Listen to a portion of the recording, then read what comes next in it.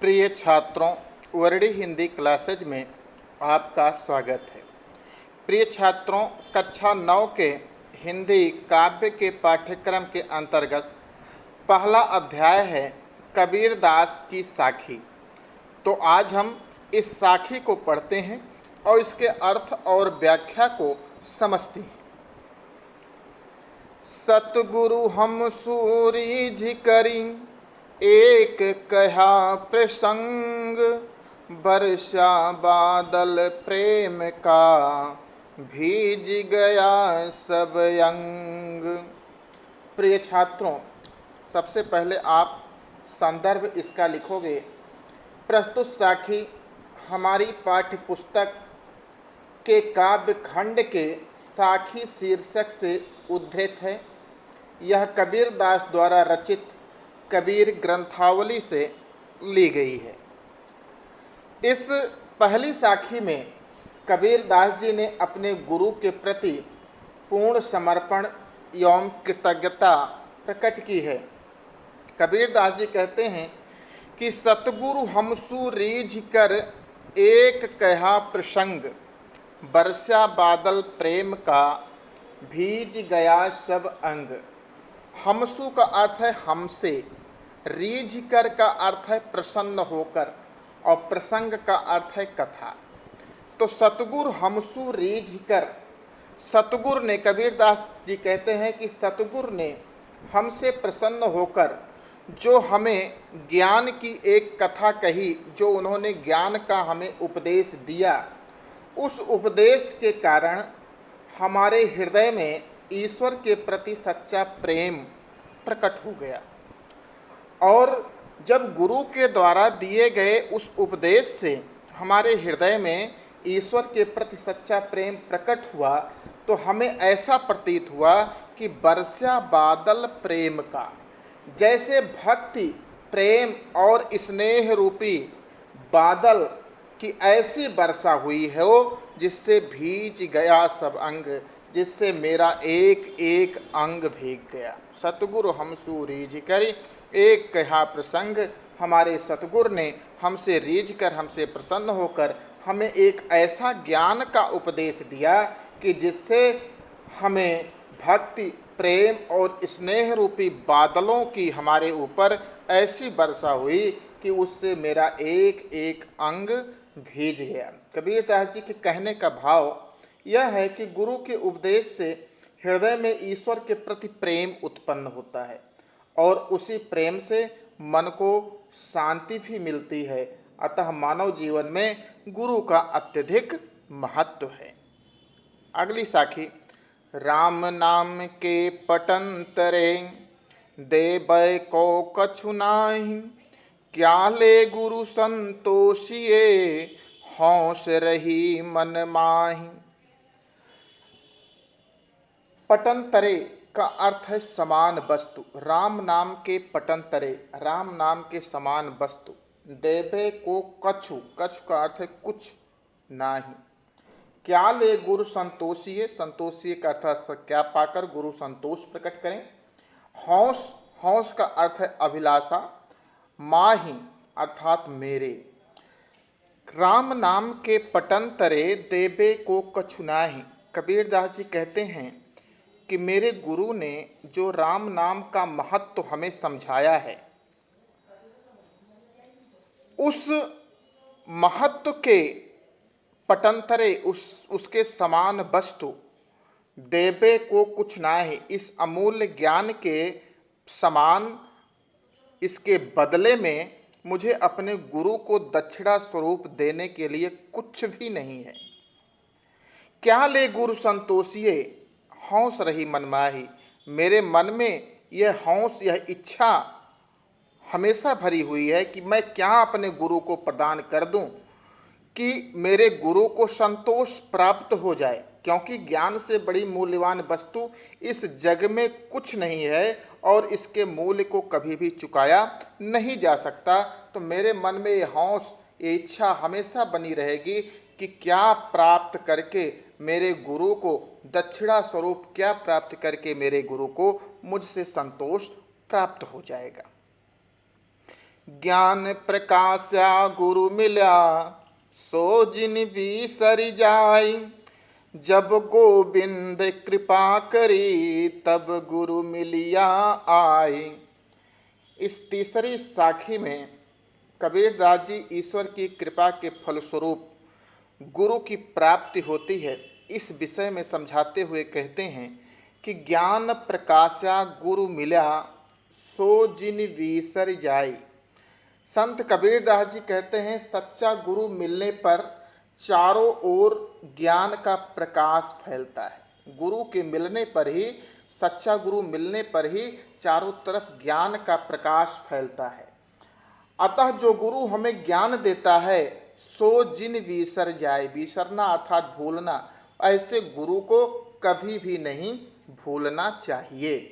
कबीरदास जी कहते हैं कि जब गोविंद कृपा करी, तब गुरु मिलिया आए। जब गोविंद की अर्थात परमात्मा की, उस ईश्वर की कृपा मिलती है, तभी सच्चे गुरु की प्राप्ति होती है।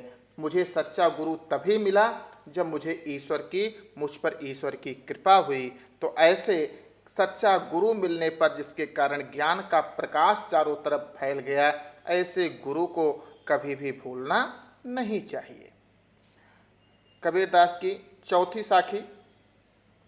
माया दीपक नर पतंग, भ्रमि भ्रमि इवै पड़ंत। कहें कबीर गुरु ज्ञान ते, एक आध उपरंत। नर का अर्थ होता है मनुष्य। माया दीपक नर पतंग, भ्रमि भ्रमि, भ्रमि भ्रमि का अर्थ है भ्रमित होकर। इवै पड़ंत, इवै माने इसमें, और पड़ंत का अर्थ होता है फंसकर या पढ़कर। उबरंत का अर्थ होता है मुक्त होना।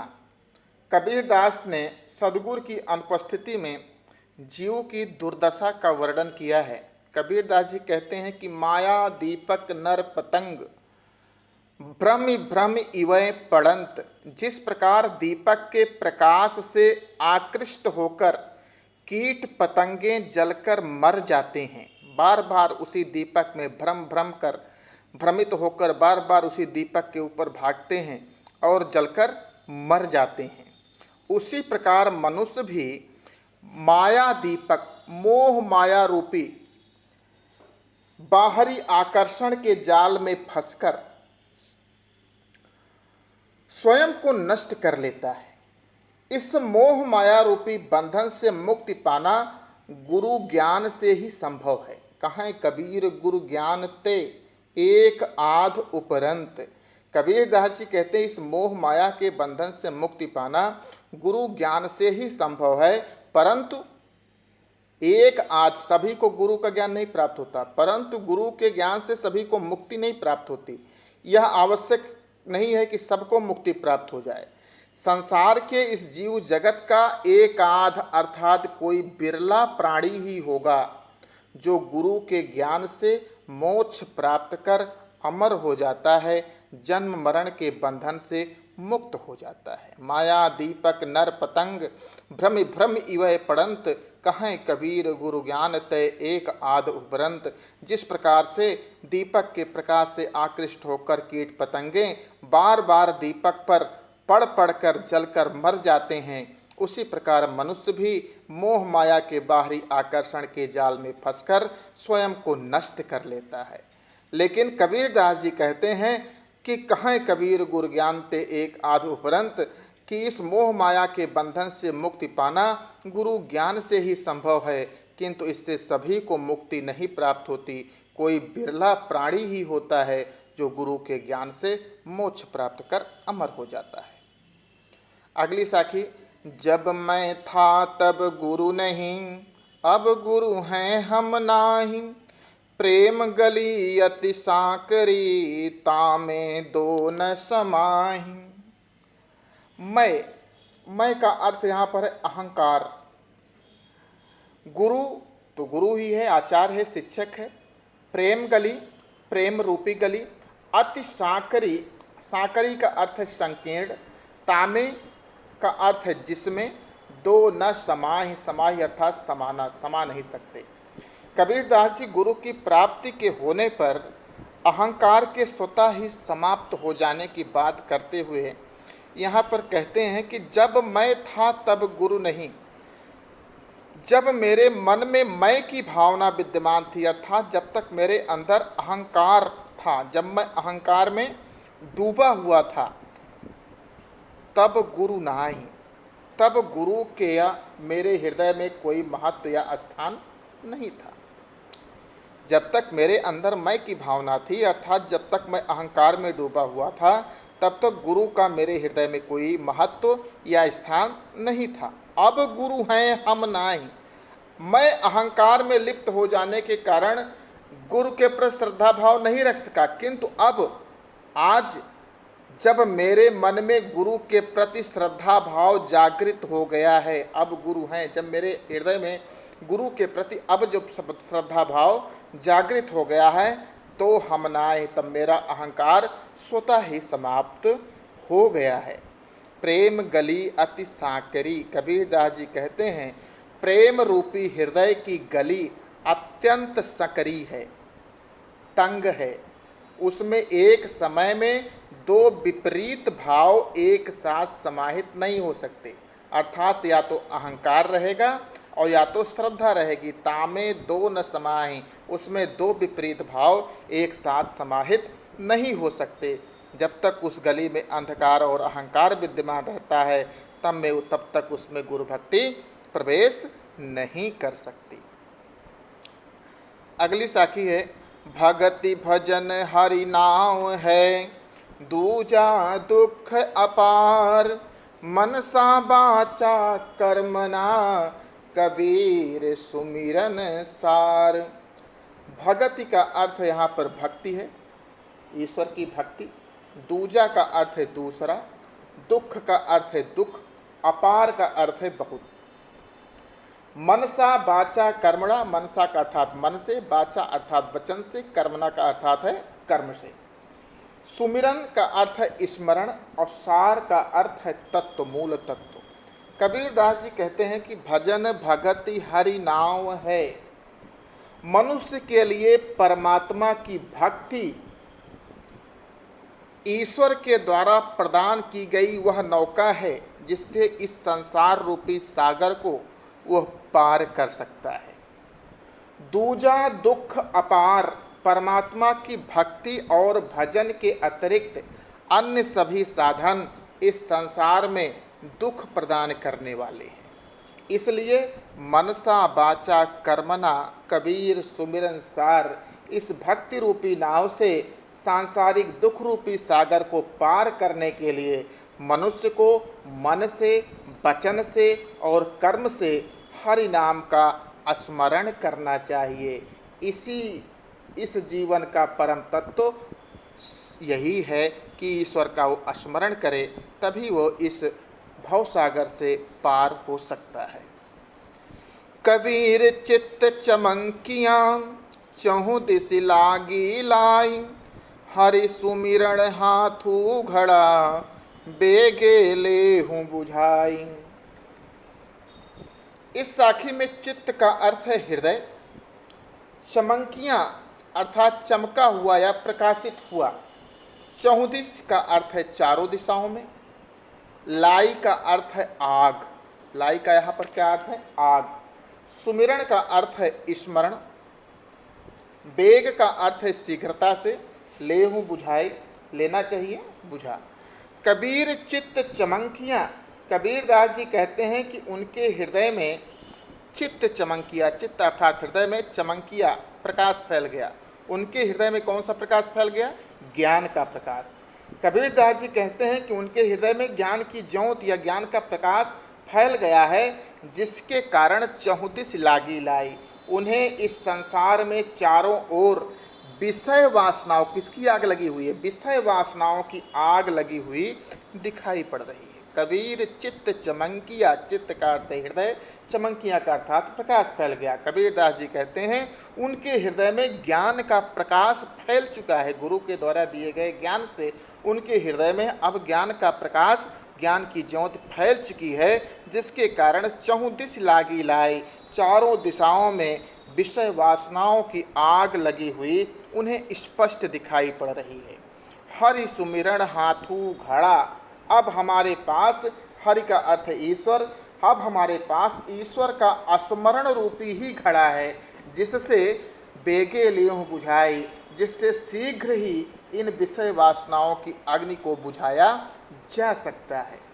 भाव यह है कि सांसारिक जाल से मुक्ति का एकमात्र उपाय ईश्वर का स्मरण है।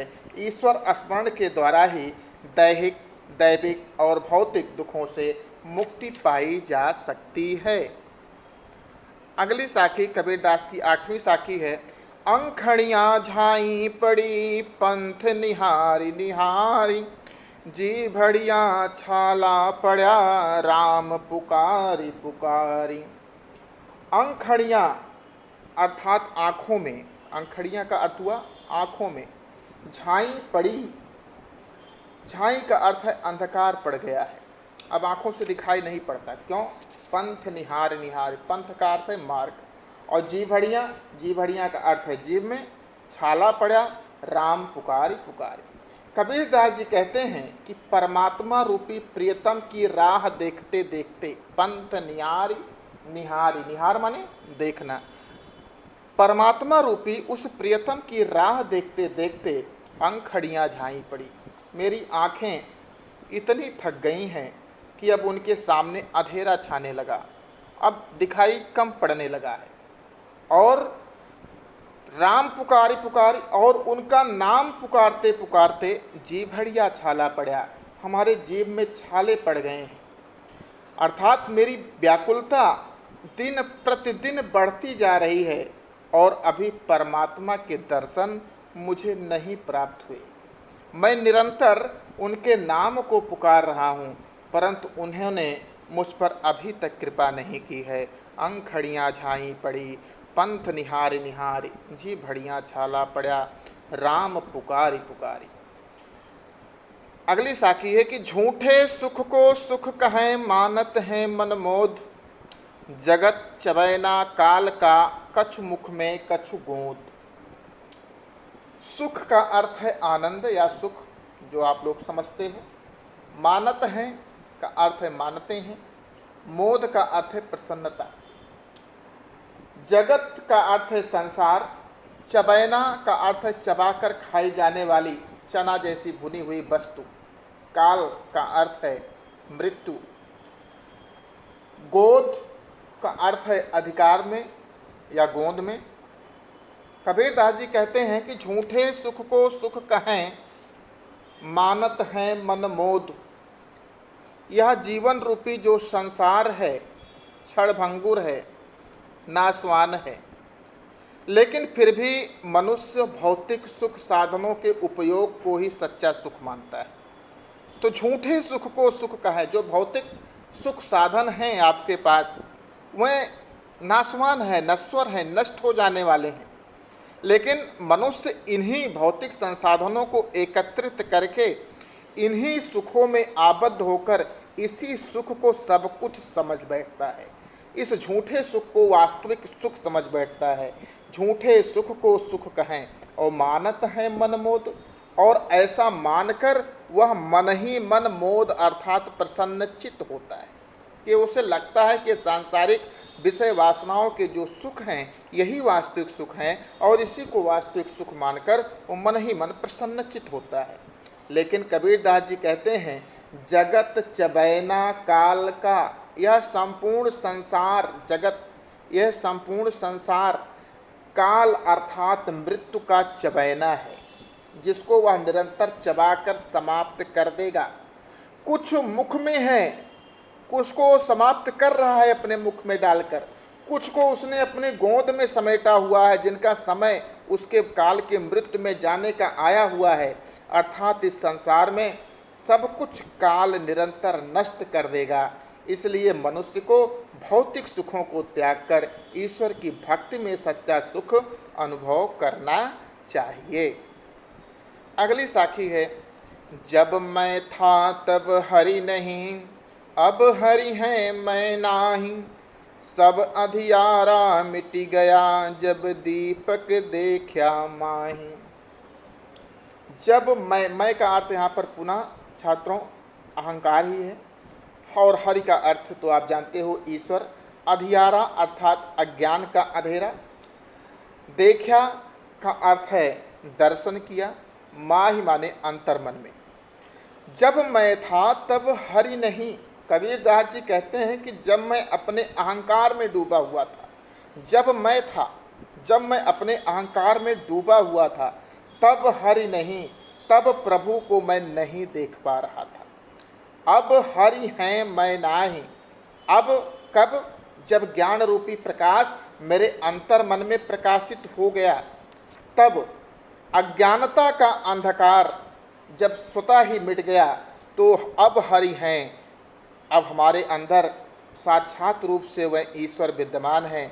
मैं नाही, मेरे अंदर का अहंकार समाप्त हो गया।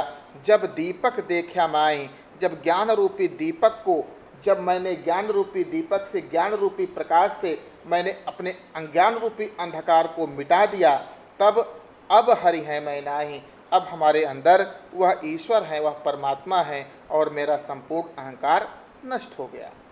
जब मैं था तब हरि नहीं। जब मैं अपने अहंकार में डूबा हुआ था, तब प्रभु को नहीं देख पा रहा था। लेकिन जब दीपक देखा माही, अर्थात जब ज्ञान रूपी प्रकाश मैंने अपने अंतर मन में प्रकाशित होता हुआ देख लिया, तब सब अधियारा मिट गया।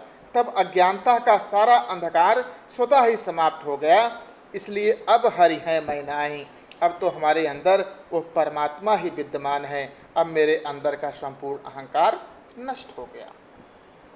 अगली साखी है, कबीर कहा गर्वियो ऊंचे देखी आवास, काली परियूं भोए लोटड़ा ऊपरी जामै घास। गर्वियो का अर्थ है गर्व करना, अहंकार करना। आवास का अर्थ है निवास, इसको जानते ही हो आप लोग। देखी अर्थात देखकर। काल ही का अर्थ है कल, परियु का अर्थ है परसों या पड़ेगा। भूई लोटड़ा, पृथ्वी पर। भूई का अर्थ है पृथ्वी पर, लोटना अर्थात लेटना पड़ेगा, गिर जाएगा सब कुछ। और ऊपर जामे घास, ऊपर घास जम जाएगी। कबीरदास जी इस साखी में धन दौलत पर गर्व न करने का उपदेश देते हुए कहते हैं कि यह पूरा संसार और यहाँ व्याप्त सभी भौतिक सुख साधन क्षण भंगुर हैं। इसलिए मनुष्य को कभी भी ऊंचे महलों तथा धन दौलत पर कभी भी गर्व नहीं करना चाहिए, अहंकार नहीं करना चाहिए। फिर से सुन लो, इसको ऊपर जोड़ना पड़ेगा थोड़ा सा। कबीर कहा गर्वियो ऊंचे देखी आवाज के पहले आपको लिखना पड़ेगा। कबीरदास जी कहते हैं यह पूरा संसार और यहाँ व्याप्त सभी भौतिक सुख साधन क्या हैं?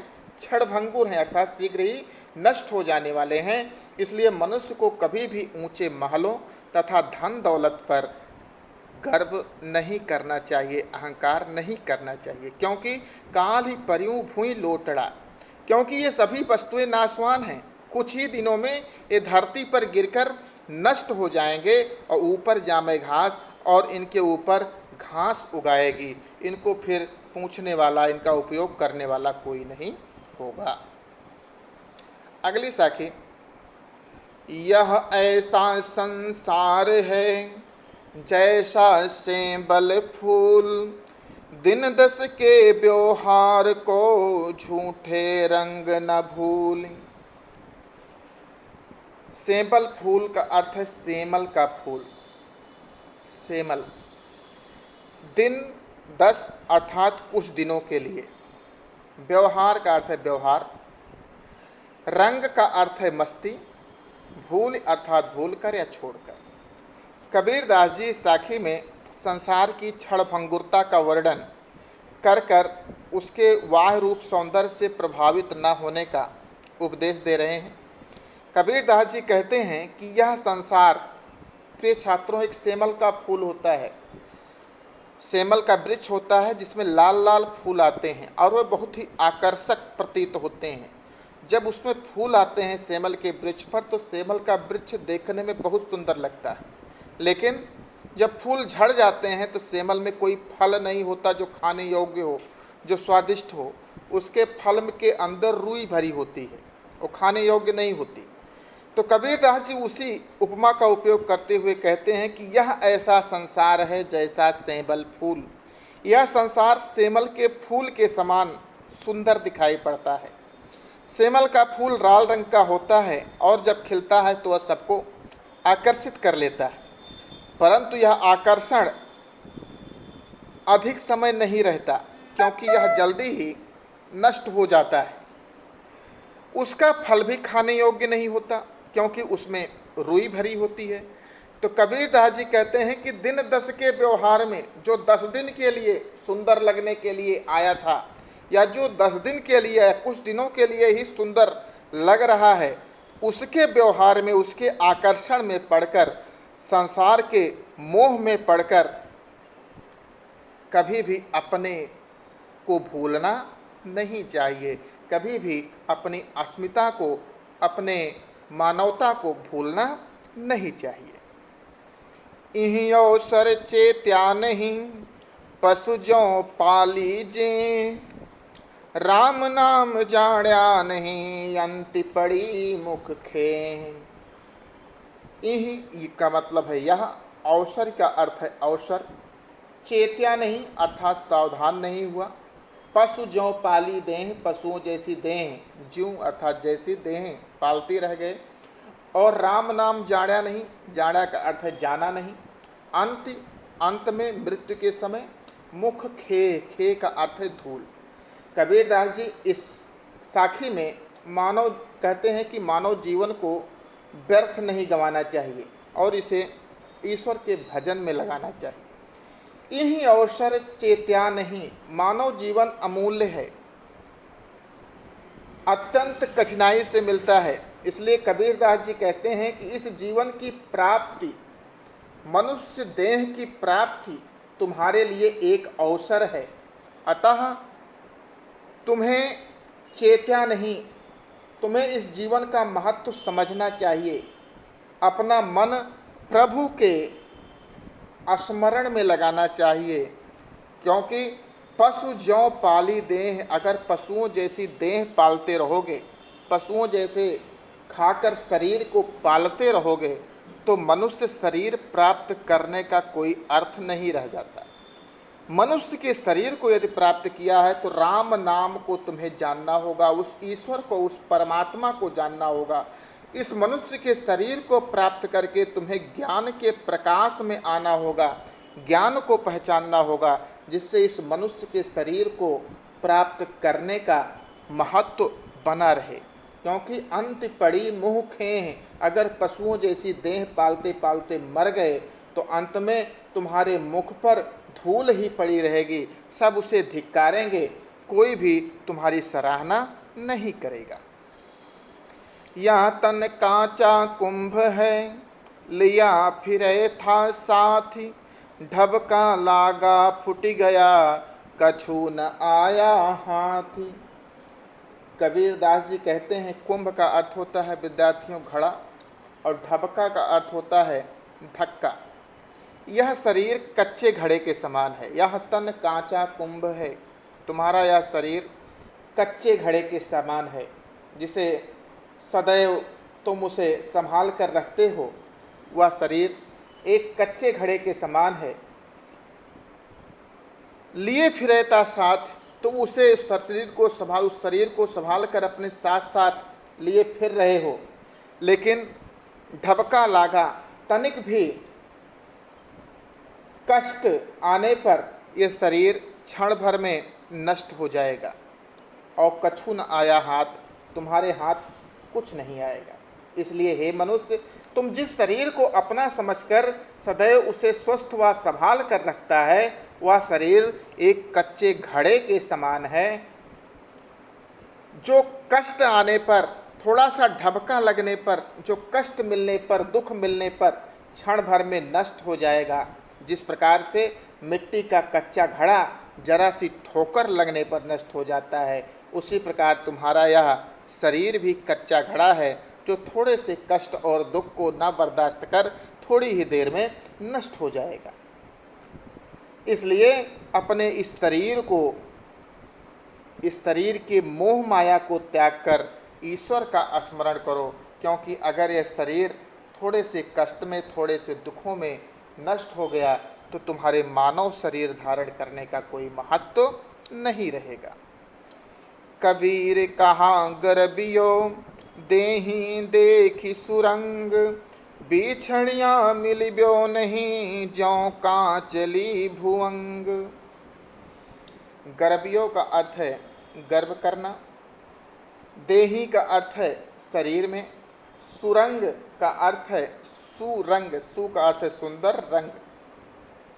बिछड़ियाँ बिछड़ने पर, मिलब्यो नहीं मिलेगा नहीं, ज्यों कांचली भुवंग, भुवंग का अर्थ है सर्प, जैसे सर्प जब अपनी केंचुली त्याग देता है तो पुनः उसे धारण नहीं कर सकता।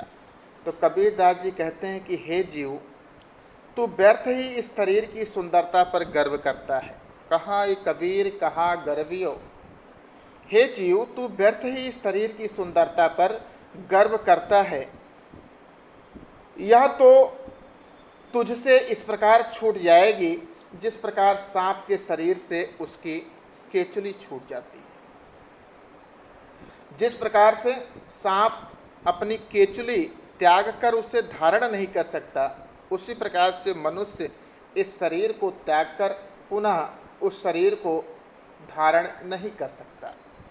इसलिए अवस्था ढलने के पश्चात मनुष्य पूर्व रूप में दोबारा लौटकर नहीं आता। कवि का तात्पर्य है कि इस भौतिक संसार में केवल ईश्वर ही है जो शाश्वत है, अतः उसी को पाने का प्रयत्न करना चाहिए। कबीर कहा गर्भियो देही देखि सुरंग। कबीर दास जी कहते हैं कि हे जीव, तू अपने इस संसार शरीर के सुंदर रंग सुडौल आकृति को देखकर क्यों अहंकार करता है? तुझे उस ईश्वर की प्राप्ति का, उस ज्ञान की प्राप्ति का प्रयास करना चाहिए, क्योंकि यह शरीर त्यागने पर, बिछड़ने पर पुनः उसी प्रकार से नहीं मिलेगा जैसे सांप अपनी केचुली त्यागने के बाद उससे पुनः नहीं धारण कर पाता। तो प्रिय छात्रों, ये इस प्रकार से कबीर दास की साखियों का अर्थ और व्याख्या हमने आपको समझाई। इसको आप लोग पूरा देखिएगा, समझिएगा और अपने कमेंट भी हमें कीजिएगा। धन्यवाद।